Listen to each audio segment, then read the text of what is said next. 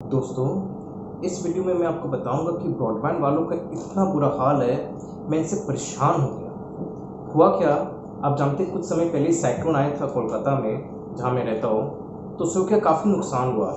Cyclone के बाद ही अगले दिन ही वाईफाई गया। मेरा क्या रिलायंस का जियो वाईफाई लगा हुआ है, जिसका बहुत प्रशंसा हो रहा है, जिसका बहुत तारीफ हो रहा है पूरा ऑल ओवर इंडिया की अल्टीमेट कंपनी है। पूरा बाहर से कितने विदेश लोग शेयर्स खरीद लिए रिलायंस के, और इतना बढ़िया क्योंकि उनको लगता है जियो बहुत कमाल का चीज़ कर रहा है। वेल, वीडियो से आपको आइडिया लगे कितना कमाल का चीज़ कर रहा है। तो हुआ क्या, जियो कनेक्शन में अगले दिन ही ऑफ हो गया वाईफाई का। अच्छा, ऑफ होने के बाद उनको फ़ोन किए कि भाई क्या बात है, कनेक्शन हमारा चला गया है। अच्छा, मैं बता तो 1 महीना पहले मैं कनेक्शन लिया था। 1 महीना पहले 2,500 रुपया दे के मैंने कनेक्शन लिया था और 1,000 रुपये का प्लान लिया एवरी मंथ। तो क्या क्या मैंने 3 महीने का प्लान ले लिया था, क्योंकि 3 महीने का प्लान लेने से उसमें क्या लोग दे रहे थे ऑफर की डबल डेटा का। तो मैंने चलो 3 महीने एक साथ ले लेते, बाई चांस से लोग ऑफर उसको हटा दें, तो 3 महीने का एडवांस भी दे के रखा।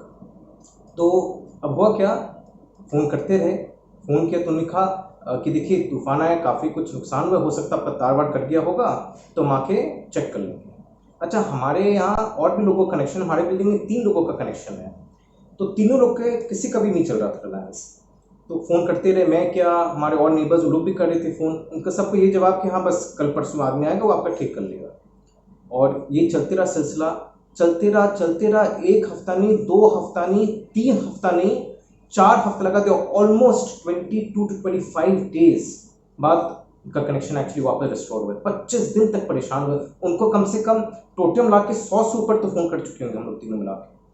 अच्छा, सबसे मज़े की बात कि बीच में एक आदमी आया था देखने के लिए तार, उसने देखा सब कर क्या, और फिर हमारे पास मैसेज आता है कि आपका लाइन तो रिस्टोर हो गया। वेल, कुछ नहीं हुआ है, कुछ भी ठीक नहीं, और आप मैसेज कर देते तो लाइन रिस्टोर हो गया। ये तो गवर्नमेंट का बीएसएनएल कंपनी का हाल जैसा है, जैसे हमारा फ़ोन, जैसे पहले बीएसएनएल का, तो उसमें भी ये होता था कि कंप्लेंट करते और 2 दिन बाद उनका फ़ोन आता, मैसेज आता कि आपका लाइन तो ठीक हो गया, जबकि अभी भी डेड पड़ा है। तो ये हाल उनका, मतलब this is not expected from a private company. और आप 1,000 रुपये महीने का ले रही हो, क्या चीज़ का आप ले रही हो?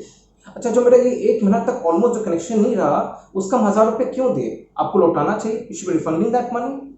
आपने ना रिफंड किया हो पैसा, और वो ले भी रहे हो, और इनफैक्ट पोस्टपेड में होता तभी भी आप लेते। अब कुछ में, उसमें कुछ भी ये नहीं कि डिस्काउंट दे या कुछ दे, या भाई करे कि ठीक है चलो आपका 11 महीने का प्लान तो उसको हम 13 महीना कर दे, कुछ भी नहीं।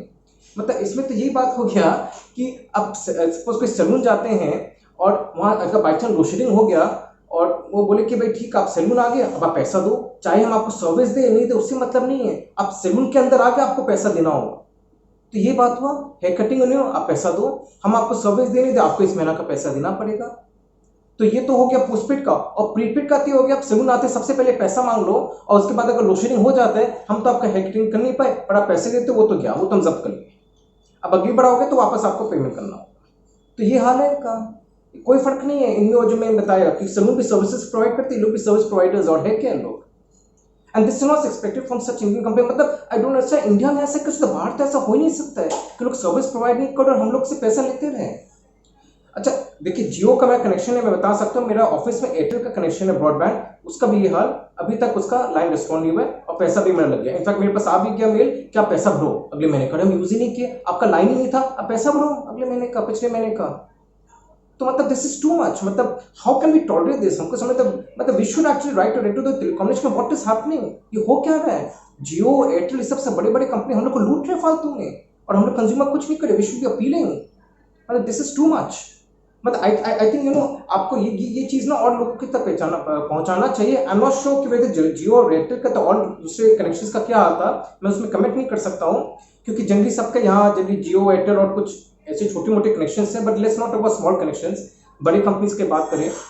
और तो ये हाल है, इतना बुरा हाल है इनका। जैसे एक जन से बात हो रही थी, उन्होंने कहा कि कहीं पुणे के आसपास कहीं जगह है जहाँ सिर्फ आपके हफ्ते में 3 दिन इलेक्ट्रिसिटी आती है, 3 दिन आती है। Who is responsible for that? आज अपने पास पावर प्लांट में एक्स्ट्रा इलेक्ट्रिसिटी है, अपने पास एक्स्ट्रा है, और यहाँ लोड शेडिंग हो रहा है।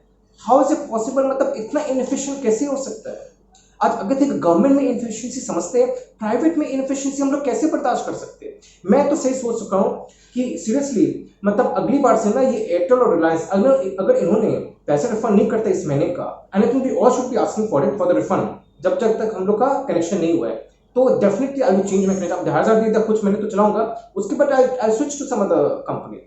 दे शुड लर्न। हम लोग सबको इनफैक्ट स्विच करना चाहिए एयरटेल रिलायंस से। जिनका जिनका कनेक्शन नहीं था, जो भी चीज का कनेक्शन उनका अगर 1 महीना तक नहीं था कनेक्शन, और तभी भी वो पैसा ले रहे हैं आपसे, तो क्या कंडीशन में आपसे पैसा ले रहे हैं? This is not allowed at all. अच्छा, मैं एक और चीज बताना चाहता हूँ कि इसके पहले मेरा डोकोमो का कनेक्शन था। डोकोमो में भी यही हाल, कनेक्शन कभी आता था नहीं जाता था, हम परेशान हो गए थे। फिर क्या हुआ ना कि उनका बहुत दिन तक कनेक्शन एकदम बेकार था, कुछ नहीं था। मैंने उनको कह दिया कि ठीक है आप मेरा कनेक्शन टर्मिनेट कर दो, मुझे और नहीं चाहिए। फोन कर दिया, सब कर दिया। उसके बाद बिल आता है, बोलने के बाद भी बिल उसके बाद भी आता है 1 महीने का। वो बोलते थे आपका कनेक्शन ऑन था। मैंने क्या आपको फोन कर दिया था, उन्होंने कहा कि हम आपका कनेक्शन टर्मिनेट कर रहे हैं। बोले आपके पास कोई मेल वगैरह मैंने ईमेल दिया है, तो उन्होंने कहा कि हम टर्मिनेट कर रहे हैं। लेकिन नहीं, आपके पास मेल है, so we don't have any proof of you calling us. हमने ये तो हाल है, आप लोग का रिकॉर्डिंग नहीं होता है कि आप लोग का सब रिकॉर्डिंग है, सी में रिकॉर्डेड मैसेज। नो, आपका सिंस आपका मेल नहीं है तो हम लोग आपको मेल भेजेंगे, उसके बाद टर्मिनेट होगा कनेक्शन। एनीवे, मुझे तो ये बात एकदम समझ में नहीं है, क्योंकि एवरी कन्वर्सेशन इज रिकॉर्डेड। लोग बोलते हैं कि रिकॉर्डिंग हो रहा है for a quality service and all that. तो मैंने उन्हें बिल का मैंने पेमेंट नहीं किया 1 महीना 2 महीना, तो उनके पास कलेक्टर आ गया वकील से कि भाई आप पेमेंट करो कि will take you to the court. कितना था? 900 कुछ रुपए थे, 800-900 रुपए, not a big amount. Eventually मैंने और अपने वकील से भी डिसाइड बात की, सबके उन्होंने कहा कि यार करके नक्की करो, 800,000 रुपये का बड़ा अमाउंट होता तभी भी सोचते। तो आई पेड इट। अब क्या करें, ये हाल है। ये बड़ी कंपनी लूटते हैं, दे रियली, मतलब दे एक्चुअली एकदम, मतलब जो बोलते हैं ना, जो चूस रहे हैं हम लोग को बुरी तरह। हम लोग कुछ कर नहीं रहे। मेरा डोकोमो के साथ खराब एक्सपीरियंस, जियो के साथ खराब एक्सपीरियंस, एयरटेल के साथ खराब experience. That means these companies are taking us for right. इनको जानते हैं कि गवर्नमेंट भी कुछ नहीं करेगी, हम लोग भी कुछ नहीं करेंगे इनके साथ, इनका कोई भी बाल बाका नहीं कर सकता। वेल, इनको लगता है गवर्नमेंट हो सकता नहीं कुछ कर पाए, हम लोग तो कर सकते, या हम लोग गवर्नमेंट को बोल सकते हैं इनको करने के लिए।